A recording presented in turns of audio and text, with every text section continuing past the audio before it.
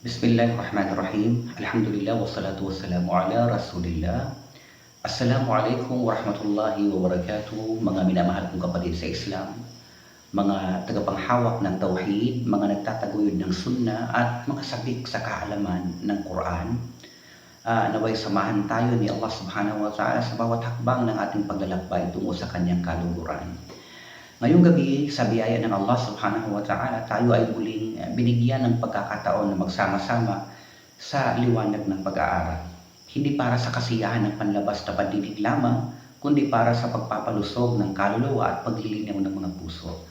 At sa gabing ito ating pong bubuksan at sisilas sa atin ng ilan sa mga napakayamang ayat mula sa Surah As-Sad, partikular mula sa ayat 21 hanggang 25, mga talatang naglalaman ng isang kwento ng biglaang tagpo, isang mahigpit na pagsubok sa katarungan at isang dakilang halimbawa ng pagsisisi at kababaang loob. Hindi ito basta kwento lamang.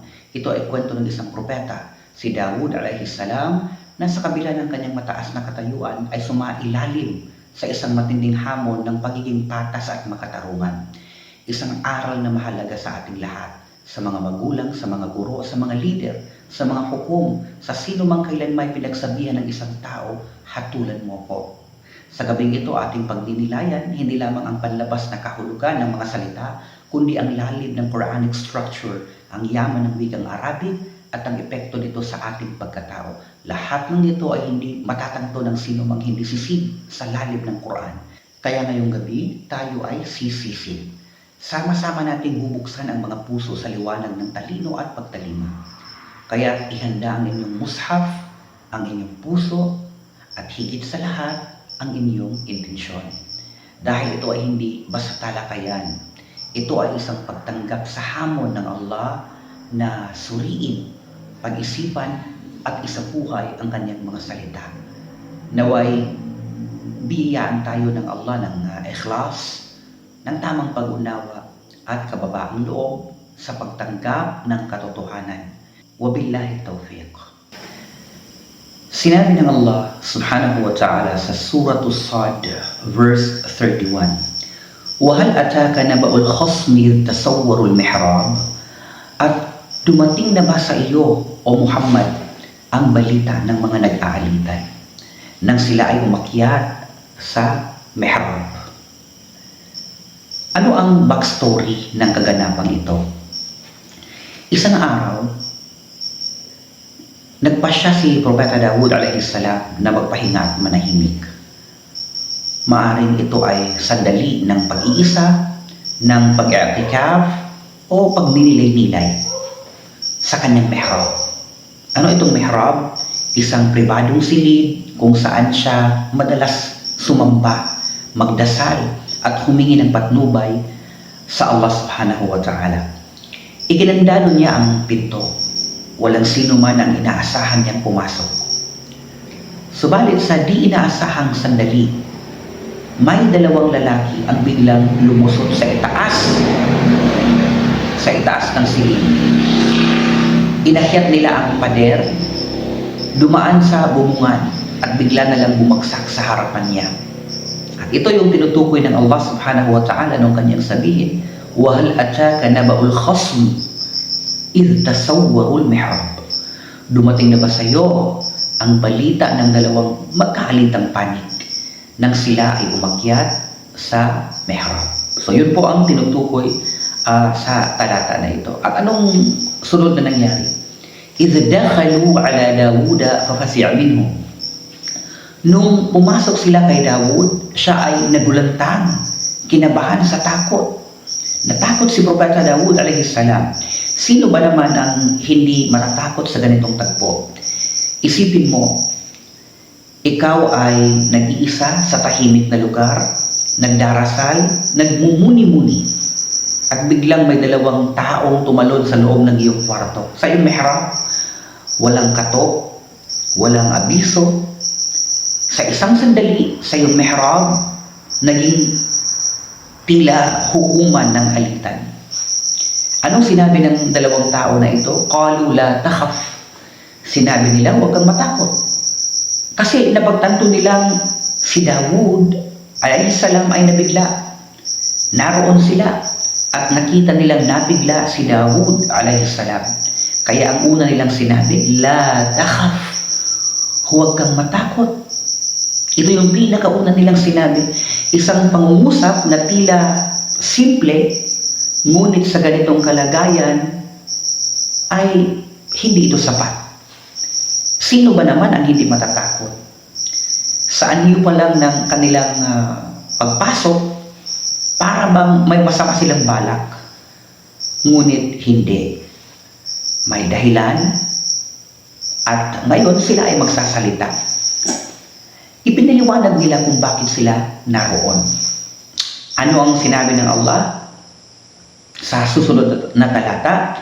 Khasmani bagha ba'duna ala ba'din fahkum bainana bil haqq wa la tushtit wahdina ila sawa'is sirat. Ila sawa'is sirat.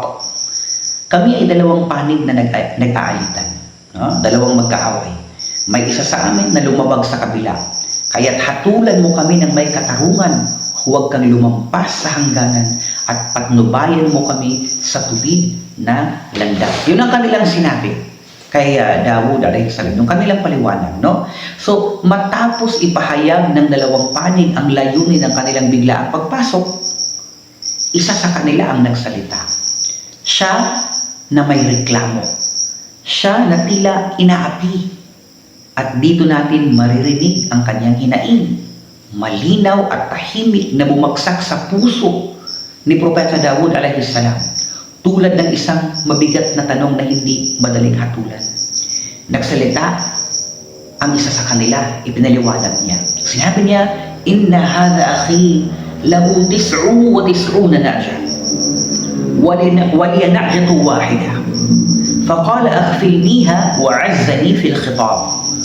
Tunay na ang kapatid kong ito ay may 99 na babaeng tupa at ako ay may isa lamang. Subalit sinabi niya, ibigay mo sa akin yan at nilupig niya ako sa pagsasalita. So, patungkol sa sinabi na inna hadha akhi, tunay ang kapatid kong ito. Ito yung kapatid ko. So, ginamit niya dito yung salitang akhi, kapatid ko. Isang salitang puno ng emosyon. Hindi niya sinabing kalaban ko, kaaway ko, katunggali ko. O kaya sa ating panahon ngayon, itong loko-lokong ito, hindi niya sinabi na gano'n. Ang ginamit niya ay salita ng paggalang. Kahit may alitan, hindi siya bastos. Isinantabi niya ang galit. Ngunit ipinahayag ang sakit. Sinabi ng lalaki, lahu 99 na'ja. Mayroon siyang 99 na tupa.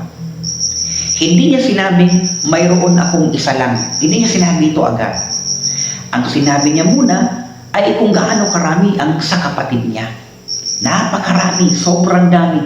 Halos 100. Inuna niya yung kapatid niya. At ako, meron akong isa lang.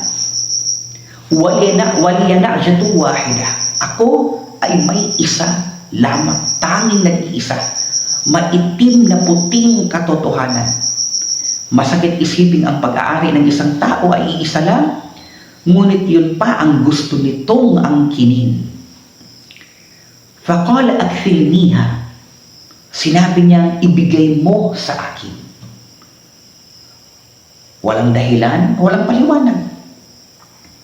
Isang hayagang panawagan ng kasakiman. Wala na ngang natira sa akin. Gusto pang kunin, gusto pang angkinin. Wa'azzani fil khitab. At nilupig niya ako sa pagsasalita. Ito ang pinakamatindi. Hindi lang dahil marami siyang pag-aari. Hindi lang dahil gusto pa niyang agawin ang natitira sa akin. Kundi dahil wala akong panalo sa pananalita. Ang kapatid niyang ito ay matalino. Matalino magsalita, marunong, mapanghikayat. Hindi ko siya kayang debatihin. Hindi ko kaya makipag-argue sa kanya. Hindi ko maipagtanggol ang sarili ko laban sa kanyang balakh. May mga mufassirin ang nagpaliwanag na ang paggamit ng salitang na'ja babaeng tupa, ay maaring literal o maaring metapora. Gaya ng sinabi ni Ibn Abbas radhiyallahu anhuma, ito ay halimbawa lamang, hindi literal na tupa. Ang mga na'ja ay maaaring kumakatawan sa mga babae, asawa o ari-arian. Sinabi ni Al-Qurtubi, ito ay estilo ng pagsasalaysay na nagpapalalim ng damdamin at pag-unawa ng tagapakinig, sapagkat ang isang tupa ay simbolo ng kahinaan, pag-aari, at kababaang loob. Ngayon, so far sa mga ayat na ito, ano yung mga aral na matututunan natin? Una, hindi lahat ng may kayamanan ay kontento. Mayroon ng 99 pero gusto pa ng isa. At ito ang ugat ng kasakiman. Hindi dahil kulang sa yaman, kundi kulang sa pagkakontento. Pangalawa, minsan, ang tama ay walang boses. Ang isa sa kanila ay may katwiran. Ngunit hindi siya mahusay magsalita. Ang kalaban niya may 99 na tupa. At may 99 na argumento. So, hindi palaging ang mahusay magsalita ang tama. Kaya't ang hukom ay dapat nakikinig at di nagsasalita. Pangatlo, maging patas kahit sa gitna ng emosyon. Ang taong nagsasalita ay hindi galit, hindi rin desperado. No? Yung kapatid na yon, maayos niyang inilahad ang kanyang panig. Kaya tunay na adab, ito yung tunay na adab sa paghihingi ng hustisya. At matapos pakinggan ang hinaing ng isa sa dalawang lalaki, hindi na hinintay ni Propeta Dawud alayhi salam ang sagot ng kabilang panig. Sapagkat sa unang tingin, tila malinaw ang kamalian. Malinaw na ang kamalian. Kaya agad siyang nagbigay ng hatol. Anong sinabi ni Propeta Dawud sa kasunod na aya? Laqad zalamaka bisuali na'jatika ila ni'ajik. Wa inna kathiran min al-khulata liyabghi ba'dhum ala ba'dhin illa alladhina amanu wa 'amilus salihat wa qalilum ma hum. Anong sinabi ni Propeta Dawud? Tunay na siya ay nagkamali. Ginawan ka ng zulm laban sa iyo sa paghingi ng iyong tupa upang idagdag sa kawan ng kanyang mga tupa. At tunay na marami sa mga magkakasosyo sa negosyo ay nilalabag nila ang isa't isa sa karapatan ng isa, maliban sa mga sumasampalataya at gumagawa ng kabutihan. Ngunit kakaunti lamang sila. So, sa sinabi ni Propeta Dawud, laqad zalamak, tunay na siya ay nagkamali, nakagawa ng kawalang katarungan laban sa iyo, agad na naglabas ng hatol si Dawud alayhi salam. Hindi siya nagtanong sa kabilang panig. Hindi niya sinabing, ano ang panig mo? Totoo ba ito? Agad niyang sinabi, zalamak, ikaw ay inapi. Ang hatol niya ay tama sa literal na kaso. Ngunit dito natin makikita ang isang aral na napakalalim. Si Dawud alayhi salam ay nagkamali. Hindi sa kanyang hatol, kundi sa kanyang pamamaraan. Nagdesisyon siya matapos marinig ang isang panig lamang. Ito ang dahilan kaya siya napagsabihan ng Allah subhanahu wa ta'ala sa mga sumunod na bahagi ng aya. Bagamat tama yung kanyang hatol, mali ang kanyang proseso. At ito ang turo sa mga hukom, sa mga tagapamagitan at pinuno. Ano ang dapat nilang matutunan mula dito? Ang katarungan ay hindi lamang sa konklusyon, kundi sa proseso ng pagdinig. Kaya nga, merong kaida syar'iyya, ang paghatol sa isang bagay ay batay sa wastong pagkaunawa rito. Kaya kung ang isang panig lang ang narinig, kahit pamalinaw ang hinaing, hindi pa rin kumpleto ang larawan. At sa pagpapatuloy ng talata, wa inna kathiran min al-khulata liyabghi ba'dhum ala ba'd. At maraming magkakasosyo ang umaapi, no? umaapi sa isa't isa, sa karapatan ng isa sa kanila. Ito ay malalim na komentaryo ng Allah subhanahu wa ta'ala sa kalikasan ng tao. Kapag may kasosyo, kanegosyo, kaasawa, kamag-anak sa yaman o tungkulin, karaniwan ang isa ay lumalampas sa hangganan. Isa itong general rule of human dealings na ang pag-aari, pamumuno at pag-uugnayan ay madalas nagiging sanhi ng pagkaapi. Ito ang katotohanan at ang Allah mismo ang naglagay nito sa Quran upang ating mapagtanto ang realidad ng buhay. Pero merong illa alladhina amanu wa amilus salihat. Merong exception, maliban sa mga sumasampalataya at gumagawa ng kabutihan. Ito yung exception. Subhanallah. Hindi sinabi ng Allah subhanahu wa ta'ala na maliban sa matatalino, maliban sa mga mabait. Hindi sinabi na ganoon. Ang nakakaiwas sa pang-aapi ay ang pananampalataya. Pinakauna, yung iman at mabubuting gawa. Yung amalus salih. Ibig sabihin, walang tunay na katarungan sa mga puso kung wala ang iman. Ito lang ang hadlang sa kasakiman at pang-aabuso. Pero, yung karugtong na aya, sinabi ng Allah, وَقَلِيلٌ مَا هُمْ at kakaunti lamang sila. Kakaunti lamang yung mga taong ganito. At ito yung masakit. Kaunti lang ang hindi nang aapi. Kaunti lang ang tapat sa kapwa. Kaunti lang ang may takot sa Allah kapag may hawak silang kapangyarihan. Kakaunti lamang yung mayroong pananampalataya at gumagawa ng mabuti. Ito yung realidad, no? Kahit sa lipunan ng mga Muslim, this is the reality. Ang hatol ni Dawud alayhi salam ay tama, pero ang proseso ay hindi ganap. Kaya siya itinuwid ng Allah subhanahu wa ta'ala, no? Sa mga sumusunod na aya. Tinuwid siya ng Allah subhanahu wa ta'ala. Ngayon, narating na natin ang pinakatagpo ng pagsubok. Matapos ang biglaang tagpo at tensyon mula sa dalawang lalaking lumundag sa mihrab hanggang sa hatol ni Dawud alayhi salam na hindi dumaan sa kumpletong tamang proseso, dumating ang liwanag ng pagkaunawa. Hindi ito ordinaryong alitan lamang. Ito ay pagsubok mula sa Allah subhanahu wa ta'ala. Kaya dito na napagtanto ni Propeta Dawud. Anong napagtanto niya? وَذَنَّ دَاوُودُ أَنَّمَا فَتَنَّاهُ فَاسْتَغْفَرَ رَبَّهُ وَخَرَّ رَاكِعًا وَأَنَابَ. At napagtanto ni Dawud na siya ay sumubok sa kanya. Sinubukan siya ng Allah.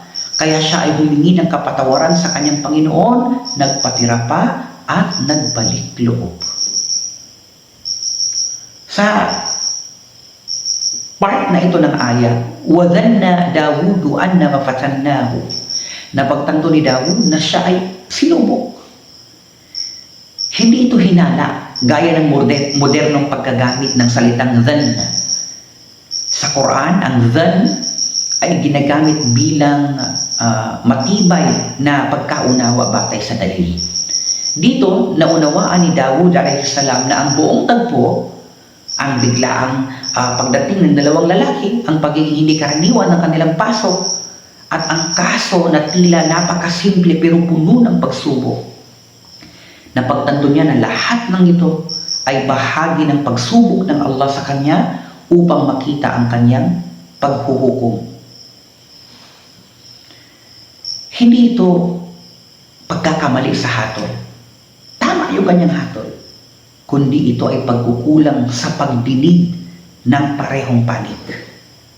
Anong ginawa ni Propeta Dawud? Fastaghfara rabbah.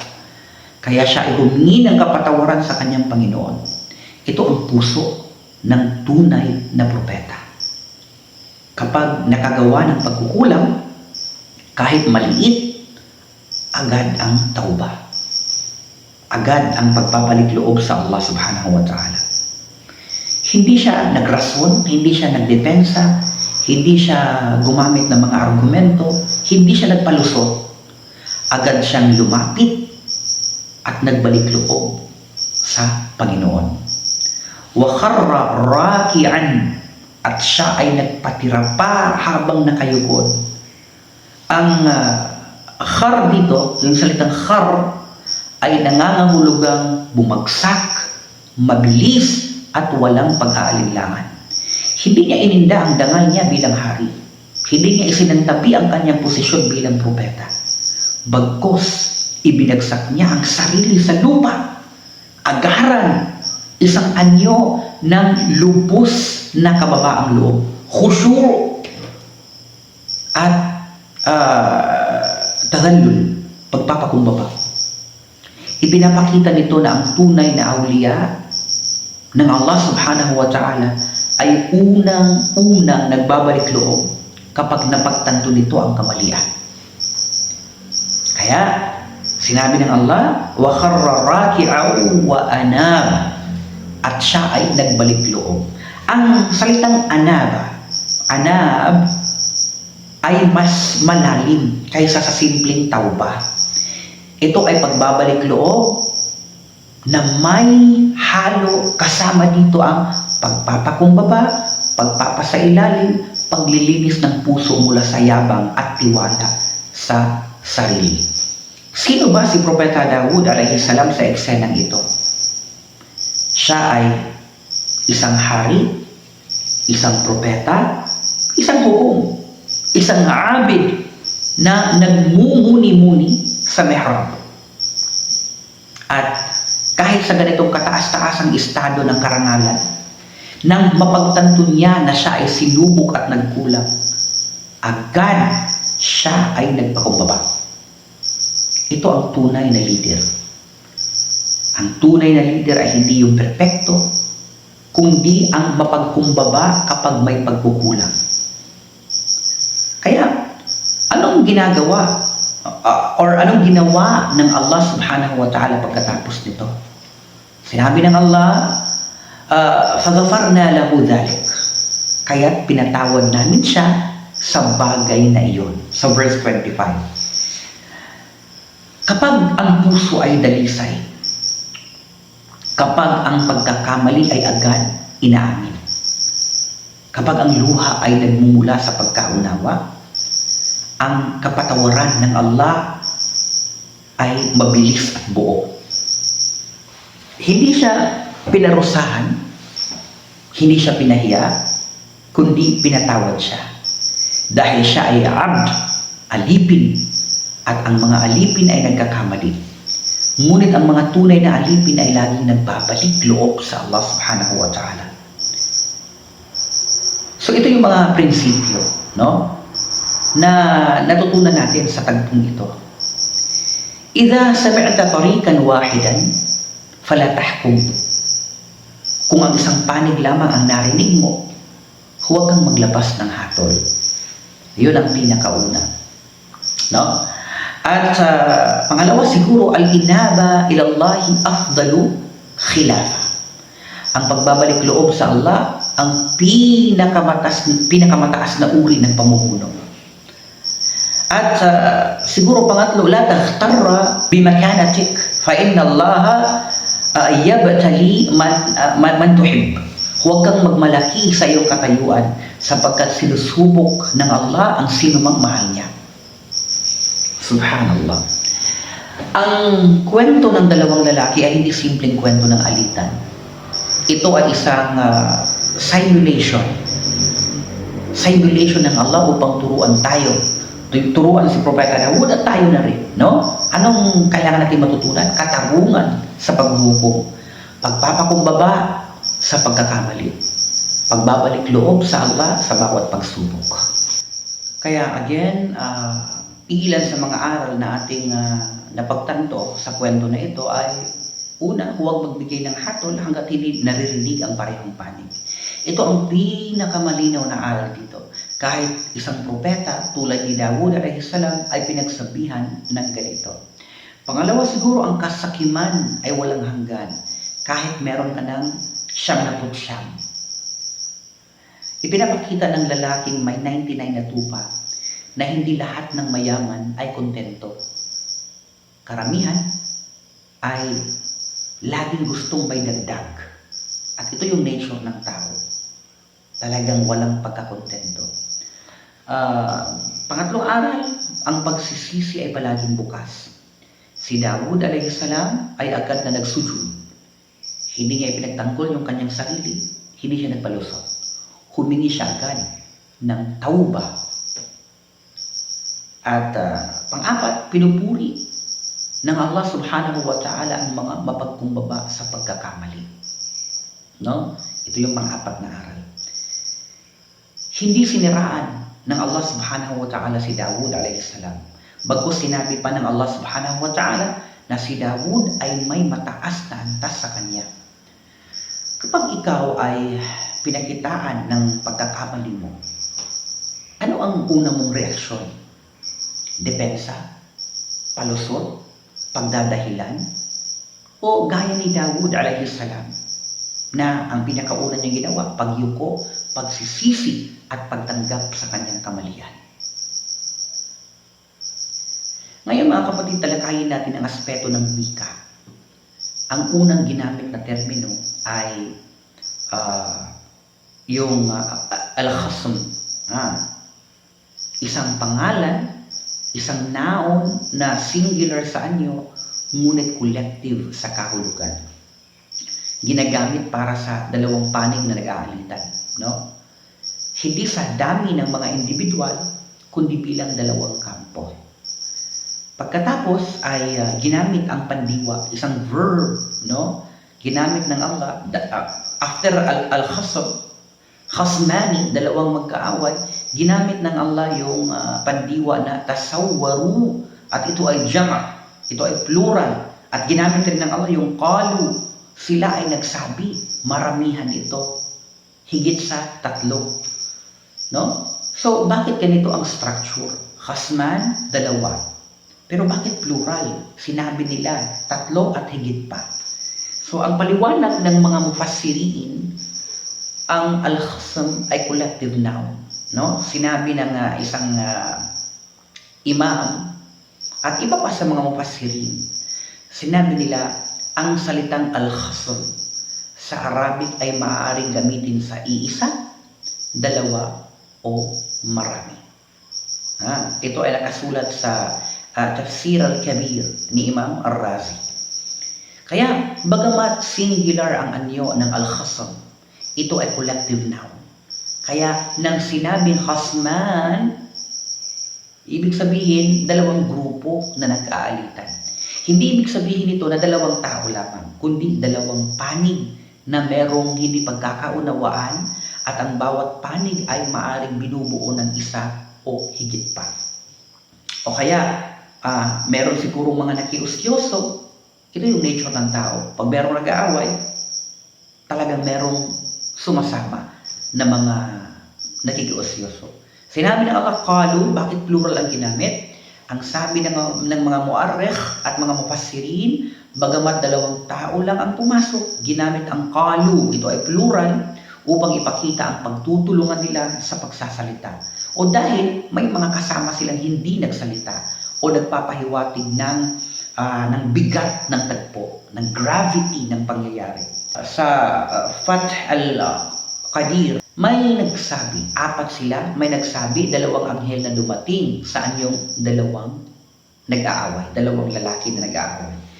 So, ito yung ilan sa mga interpretasyon, pagpapaliwanag ng mga ulama. Ayon sa riwaya mula kay Ibn Abbas radiyallahu anhuma, humusga si Dawud sa isang kaso bago niya narinig ang kabilang panig.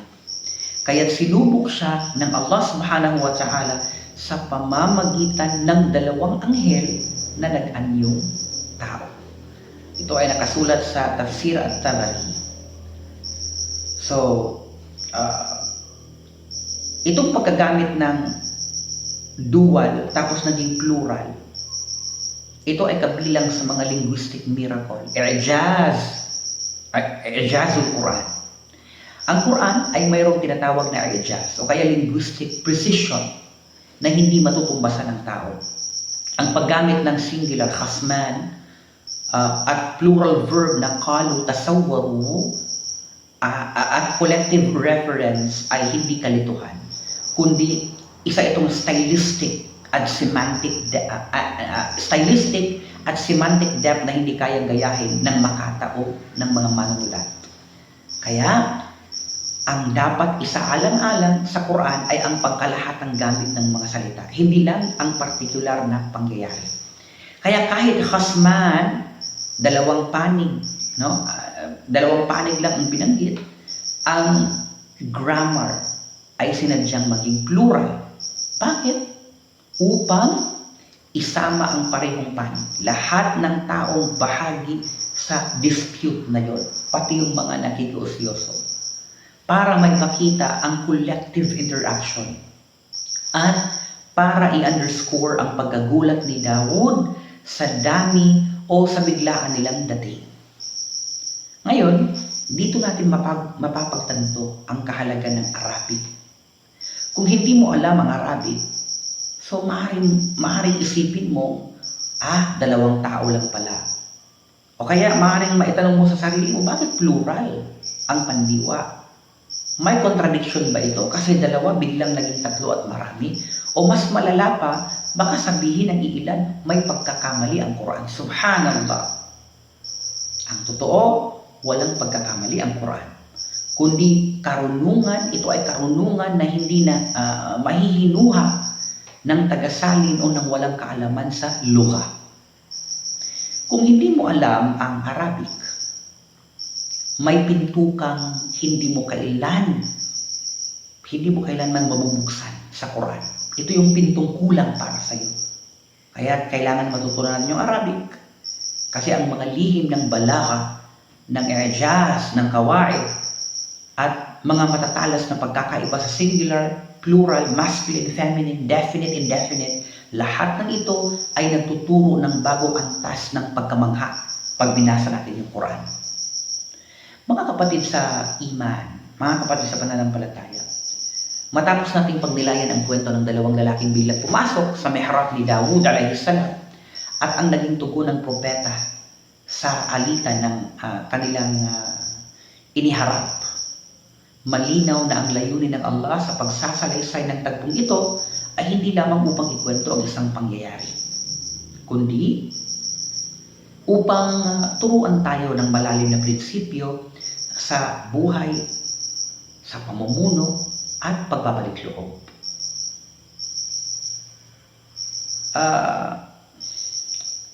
Alhamdulillah. Siguro masasabi natin, ang katarungan ay sagrado. Ang pagiging hukom o tagapamagitan man sa pamilya, sa kaibigan o trabaho, hindi ito bagay na pwedeng laruan. Hindi pwedeng magdesisyon batay lamang sa narinig natin sa isang panig. Pa may dumating na balita, hindi pwedeng magdesisyon kaagad. Maniwala ka kaagad. Fahkum baynana bil haqq. Hatulan mo kami ng makatotohanan. May katotohanan. Hatulan mo kami sa katotohanan. Ang batayan ng hatol ay hindi emosyon, hindi simpatya, kundi yung haq. At ang kasakiman ay isa sa pinakamalalim na sakit ng kaluluwa. Ang may 99 na tupa, gusto pang kunin ang iisa. Hindi ito kwento lang ng tupa. Ito ay reflection ng kaswapangan, pag-aabuso ng may kapangyarihan, at pagkalimot sa prinsipyo ng kasapatan, contentment. At hindi lahat ng mahusay magsalita ay may tamang panig. Wa'azzani fil khitab, no? Nilubig niya ako sa pananalita. Wa'azzani fil khitab. Napakagandang paalala ito. Ang argumento ay hindi palaging katibayan. Ang tamang hukom ay hindi nadadala sa rhetoric. At ang mga tunay na propeta, no, ay hindi yung mga nagmamataas sa pagkakamali. Nang malaman ni Propeta Daud alayhi salam na siya ay sinubok, hindi siya nagtanggol, hindi niya pinagtanggol yung kanyang sarili, hindi siya nagbigay ng dahilan. bumagsak siya sa sajda, nagruku' nagsujud. Fastaghfara rabbahu wa kharra raki'an wa anab. No? Ito ang tunay na pinuno. Mapagkumbaba, mapagsisi at laging lumalapit kay Allah subhanahu wa ta'ala. At ang kalooban na magsisi ay mas mabigat sa pagkakamali. Ano ang sagot ng Allah sa kanya? Pinatawad siya. Pinatawad namin siya sa bagay na yun. At in fact, pinuri siya ng Allah subhanahu wa ta'ala. Kaya kapag ang puso ay sinaktan ng pagsisisi, ang awa ng Allah ay bumabalot sa iyo, higit pa sa iyong kasalanan. Sa kwento ng dalawang lalaking ito, mga kapatid, mga alipin ng Allah subhanahu wa ta'ala, tayo rin ay sinusubok sa mga desisyon natin sa buhay, sa mga hatol natin sa kapwa. No? Sa mga panahong may nagsusumbong sa atin, may nagdadala ng mga balita sa atin, sinusukat ng Allah ang ating katarungan, kababaang loob at takot sa Kanya. Kaya tandaan natin, kapag tayo ay humatol sa mga tao, fa in hakamta fahkum bainahum bil qist. Inna Allah yuhibbul muqsitin. Kapag ikaw ay humatol ka ng makatarungan. Tunay na minamahal ng Allah ang mga makatarungan. At kapag tayo nagkulang, huwag magmatigas, huwag magpalusot, kundi lumuhod sa sajda, gaya ng ginawa ni Propeta Daud a.s. Magbalik loob at hintayin ang kapatawarang mas malawak kaysa sa langit at lupa. Kaya, ang panalangin natin sa Allah subhanahu wa ta'ala, O Allah, gawin mo kaming kabilang sa mga kapag nagkakamali ay nagsisisi, kapag ng api ay humihingi ng tawad, kapag inutusan ay makatarungan, at kapag naghukom ay patas. Wa sallallahu ala nabiyyina Muhammad wa ala alihi wa sahbihi walhamdulillahi rabbil alamin.